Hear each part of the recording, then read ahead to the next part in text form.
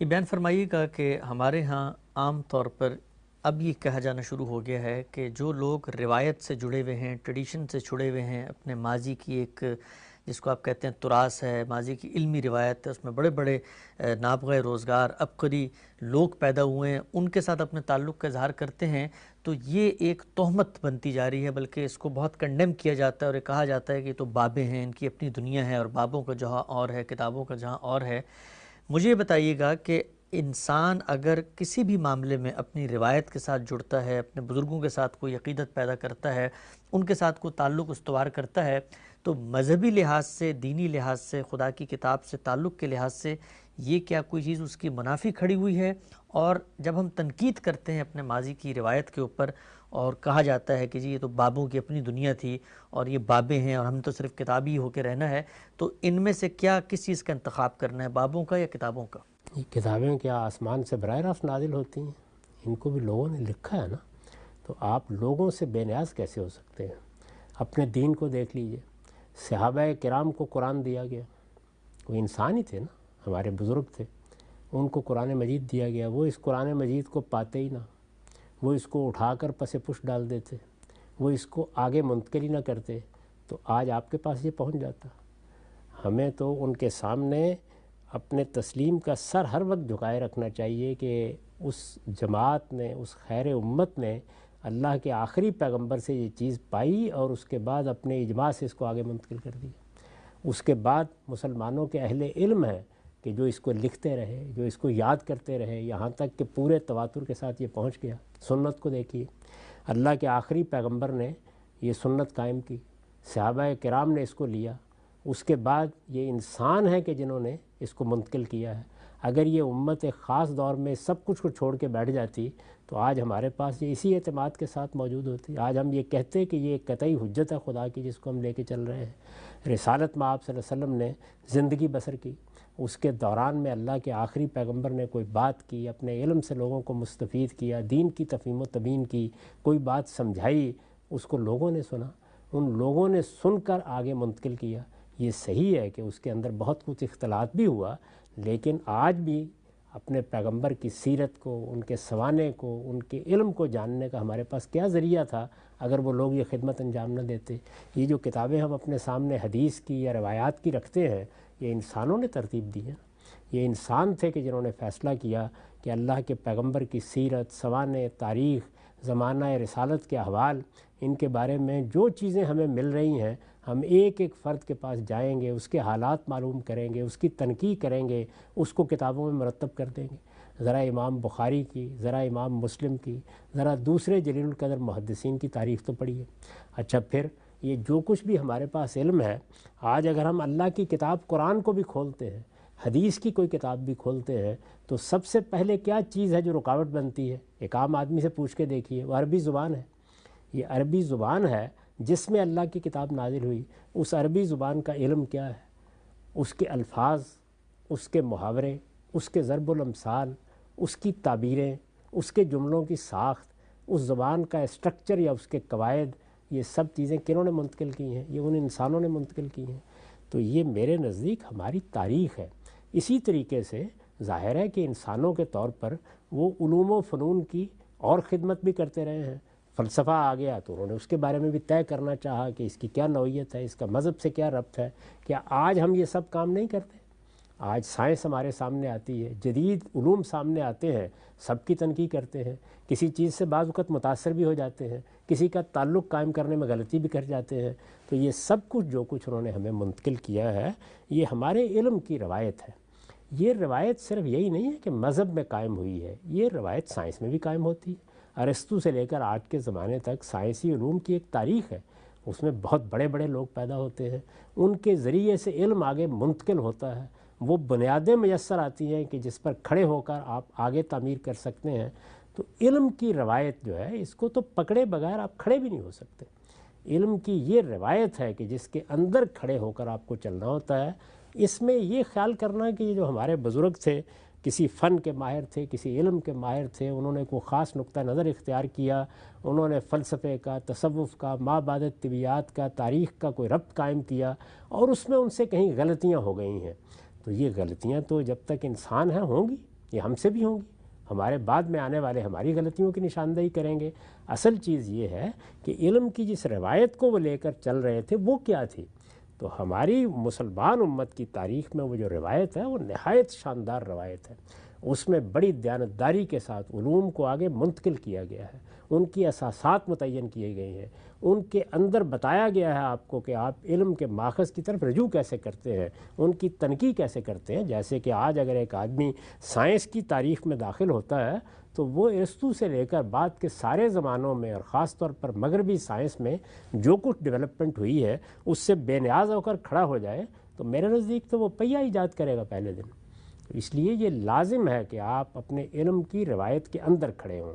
البتہ روایت کے بارے میں یہ خیال کر لینا کہ وہ ہر طرح کی غلطی سے پاک ہے، اس کے اندر کسی چیز کی تنقیح مزید کی ضرورت نہیں رہی، یہ خرابی ہے۔ تو دونوں جانب دیکھ لینا چاہیے۔ ایک جانب جو بڑی غلطی ہوئی وہ یہ کہ مسلمانوں کا جو اجماعی فہم بنا ہے اسے دین کا ماخذ بنا دیا گیا، یہ بھی ایک بدعت ہے، اس سے بھی اللہ کی پناہ مانگنی چاہیے، کیونکہ اللہ اور اللہ کے پیغمبر کے سوا دین میں کوئی اور ماخذ نہیں ہو سکتا۔ اور میں نے تو یہ بتا دیا ہے کہ اصل میں تنہا ماخذ کی حیثیت محمد الرسول اللہ کو حاصل ہے، اس لیے کہ میرے اور میرے پروردگار کے درمیان، میرے سے مراد ہے انسانیت، اللہ کا پیغمبر ہی کھڑا ہے، تو اس وجہ سے دین میں تو اصل حیثیت اسی کی ہے۔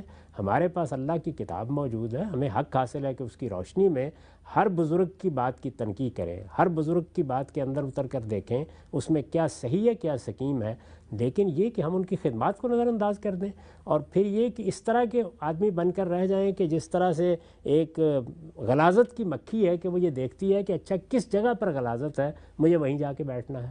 تو انسان کو شہد کی مکھی بننا چاہیے، اس میں بہت پھول ہیں، ہماری روایت میں گل و گلزار ہیں، لالا زار ہیں، ان کو دیکھنا چاہیے۔ اپنے ہاں آپ بر صغیر میں آ جائیں، قریب کے اہل علم سے لوگ بہت واقف ہوتے ہیں، میں ابو حنیفہ اور شافعی اور شاطبی اور ابن حزم کا ذکر نہیں کرتا، اپنے ہاں دیکھیں، آپ کے ہاں مولانا اشرف علی تھانوی ہیں، آپ کے ہاں مولانا حسین احمد مدنی ہیں، مولانا محمود الحسن ہیں، احمد رضا خان صاحب بریلوی ہیں، فضل حق خیر آبادی ہیں، شاہ ولی اللہ کا گرانہ ہے، یہ ہماری تابندہ روایت ہے۔ ان لوگوں کے ذرا محاسن تو دیکھیے کیا ہیں، یہ دیکھیے کہ انہوں نے علوم کی خدمات کیا انجام دی ہیں۔ یہ حقیقت ہے کہ آدمی کا سر جھک جاتا ہے۔ ان میں سے ایک ایک شخص ہے جس کو جب آپ پڑھتے ہیں، جب اس کی خدمات کو دیکھتے ہیں تو اندازہ ہوتا ہے کہ اگر یہ لوگ اس طرح سے اس بر صغیر میں، اس بر صغیر ہند و پاک میں دین کی اور علم کی اس روایت کو ہم تک نہ پہنچاتے تو ہم تو صحرا میں کھڑے ہوتے۔ اس میں ان کی کتابیں اٹھا کے آپ کھول لیں اور ان میں سے کوئی ایک چیز دو چیزیں اٹھا کے آپ اس کو استہزاء کا نشانہ بنائیں، یہ میرے نزدیک اپنی کم ظرفی کی دلیل ہے۔ اس سے اللہ کی پناہ مانگنی چاہیے۔ بزرگوں کی غلطیوں پر پردہ ڈالنے کی ضرورت نہیں ہے۔ جب کبھی علمی تنقیح کا موقع ہوتا ہے تو آپ جانتے ہیں کہ میں کسی کے ساتھ کوئی لحاظ کا رویہ نہیں رکھتا، لیکن ان کے احترام میں کوئی کمی آئے، ان کی خدمات کے اعتراف میں کوئی کمی آئے، ان کے مرتبے کے اعتراف میں کوئی کمی آئے، یہ کسی صورت میں بھی نہیں ہونا چاہیے۔ آپ اہل حدیث علماء کو دیکھیں، آپ اپنے ہاں کے دیوبندی علماء کو دیکھیں، آپ اپنے ہاں کے بریلوی علماء کو دیکھیں۔ میں نے بعض ان علماء کو اپنی زندگی میں دیکھا ہے، بعض سے پڑھا ہے۔ میں آپ سے عرض کرتا ہوں کہ اپنے علم، اپنے تقوی، اپنے خدا کے ساتھ تعلق اور فنی اور علمی معاملات پر اپنی گرفت کے لحاظ سے بے مثال لوگ رہے ہیں۔ تو اس طرح کے جتنے بھی اکابر ہیں ان کی عزت کرتے ہوئے وہی قوم آگے بڑھتی ہے۔ اپنے بزرگوں کے اوپر لان تان کرنے والے لوگ آگے نہیں بڑھتے، نہ ان کا استہزاء اور استخفاف۔ بس شائستگی کے ساتھ ہمارا کام یہ ہے کہ صحیح بات کو جانیں اور کسی بڑے سے بڑے آدمی کے معاملے میں بھی یہ کبھی پرواہ نہ کریں کہ ہم حق کو نظر انداز کر دیں گے۔ حق کہاں ہوتا ہے؟ وہ علم و عقل کے مسلمات میں ہوتا ہے، وہ اللہ کی کتاب میں ہوتا ہے، وہ پیغمبر کے حکم اور فیصلے میں ہوتا ہے۔ پیغمبر کے حکم اور فیصلے کو جاننا، اللہ کی کتاب کو سمجھنا، اس کا دروازہ کبھی بند نہیں ہوگا۔ لہٰذا علم کے لحاظ سے اگر آپ اس جگہ کھڑے ہیں کہ جو کچھ آج سے پہلے یا آج تک لوگوں نے کہہ دیا ہے اس میں کوئی غلطی نہیں ہو سکتی، تو آپ دنیا کی سب سے بڑی غلطی کر رہے ہیں۔ اور اگر غلطیوں کو دیکھ کر آپ اپنے بزرگوں کا استخفاف کر رہے ہیں تو آپ اپنی دنیا بھی خراب کر رہے ہیں، آپ اپنی عاقبت بھی خراب کر رہے ہیں۔ آج مجھے کسی نے غامدی صاحب کا ایک کلپ بھیجا، مجھے بڑا دکھ ہوا سن کے، حسن الیاس بھائی پہ مجھے دکھ ہوا کہ انہوں نے ہمارے مقدمے کو بڑے غلط طریقے سے پریزنٹ کیا غامدی صاحب کے سامنے۔ میں حسن ظن رکھتا ہوں کہ غامدی صاحب کو بیچاروں کو پتہ نہیں ہوگا۔ انہوں نے کہا جی آج کل لوگ یہ کہہ رہے ہیں کہ اسلاف سے ہم جو ہے نا وہ کنی کترا لیں اور اسلاف کو ہم نہیں مانتے، ہم بابوں کو نہیں مانتے، ہم کتابوں کو مانتے ہیں. اس پہ غامدی صاحب نے کہا بھی ان لوگوں کو سمجھائیں کہ جو کتابیں ہیں وہ بھی بابوں نے لکھی ہیں. تو غامدی صاحب سے اور ان کے داماد سے، ان کے اسٹوڈنٹ حسن لیاس صاحب سے بھی ریکویسٹ کریں گے کہ بھئی کتابوں والے بابوں کی تو ہم نے بات ہی نہیں کی.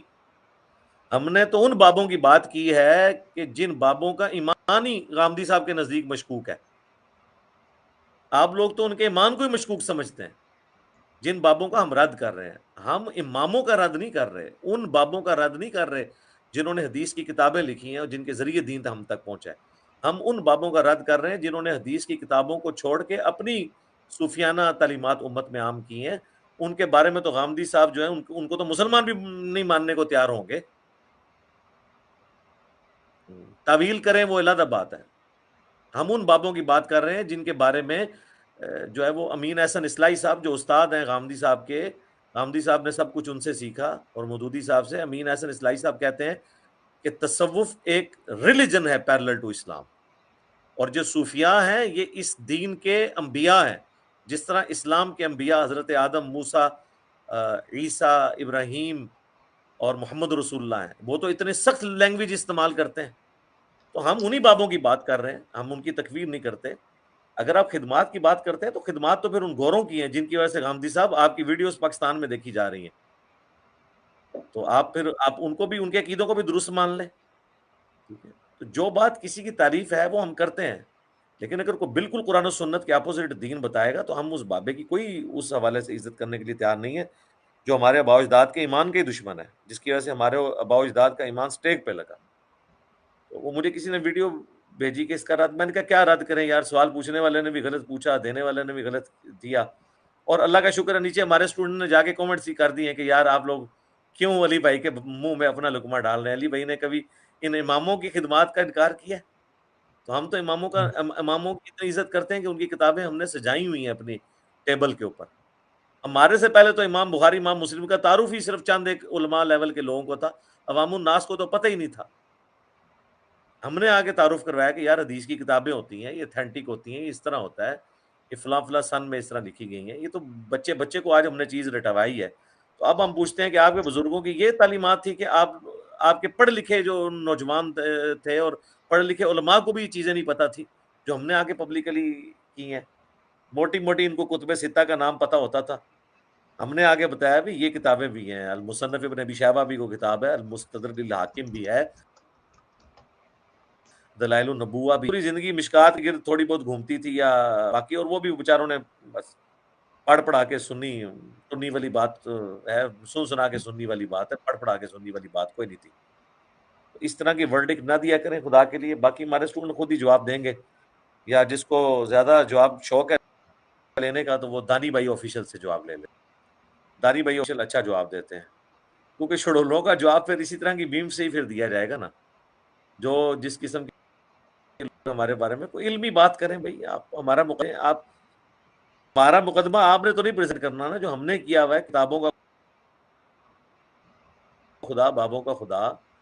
تو ہم خدا سب کا ایک ہی مان، تعلیمات وہی ہیں جو بابوں نے سکھائی ہیں کتابوں میں. اور ظاہر جب ہم کتابوں کی بات کرتے ہیں تو جن ائمہ نے وہ کتابیں لکھی ہیں ان کو تو ہم مانتے ہیں نا یار. ٹھیک ہے، جدہ لوکی کلمہ پڑھ دے او محمد اور تے میاں محمد بخش اور. ٹھیک ہے نا جی. تو تسی جنہوں نے بابے کہہ رہے ہو بابے اور، اسی جنہوں نے بابے کہہ رہے ہو بابے اور. اب اماموں کو تو آپ اس اعتبار سے ان کی جگہ نہ رکھیں نا. باقی بابا بھی کوئی برا ورڈ نہیں ہے، ہم تو ہمارے تو سب سے بابا جان جو ہمارے ہیں وہ تو نبی الاسلام ہے. النبی اولا بالمؤمنین وازواجہ امہاتہم. ٹھیک ہے، تو میں اپنے اسٹوڈنٹ سے بھی کہوں گا کہ ان باتوں کو کریں. میں نے دیکھا ہے لوگوں نے نیچے سخت کومنٹس بھی، لیکن کوئی روڈ لینگویج. ظاہر ہے کہ اب اس وقت لیڈنگ اس کے اوپر ہی بولنا ہے، چاہے وہ فیم حاصل کرنے کے لیے بول رہا ہے یا کم از کم اپنی بھیڑوں کو بچانے کے لیے بول رہا ہے، خواہ وہ کسی فکر سے تعلق رکھتا ہے، کسی اسکول آف تھاٹ سے. تو ظاہر ہے ہمیں تو تختہ مشق وہ ضرور بنائے گا. تو میرا خیال ہے میں نے 10-12 سال کے اندر اپنی دعوت کے حوالے سے کریڈیبلٹی ایسی پبلک کے سامنے کر دی کہ ہمارے اسٹوڈنٹ جانتے ہیں کہ ہم کیا موقف لوگوں کے سامنے رکھ رہے ہیں. کوئی دھوکہ دینے کی کوشش کرے گا میرے بارے میں غلط بیانی کرنے کو، اور وہ پکڑا جائے گا انشاءاللہ.